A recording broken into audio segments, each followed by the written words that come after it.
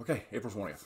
April 20th, 1871, President Ulysses S. Grant signs the Third Force Act.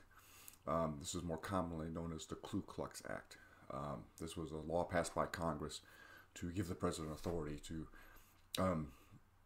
put heavy penalties against terrorist organizations and to use force to put down the Ku Klux Klan. The Klan had formed in 1865 by some former Confederate soldiers to push back on the Reconstruction policies that were being put into place to try and give African Americans equal rights. The first Grand Master of the Ku Klux Klan was General Nathan Bedford Forrest, so a famous Civil War general. He left the organization. He got disenchanted with the violent means that the Klan was using to try to suppress the rights in the South.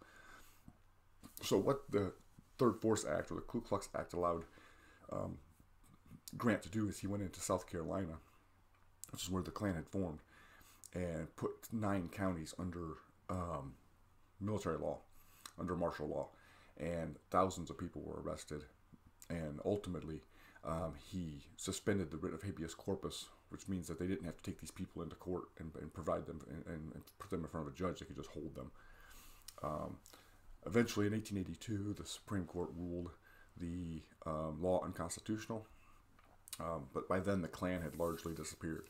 The Klan would be reformed in the 1910s, 20s to battle immigration, and once again in the 1950s and 60s, it would come back. But so anyway, today, 1871, Ulysses S. Grant signs the Third Force Act, or the Ku Klux Act.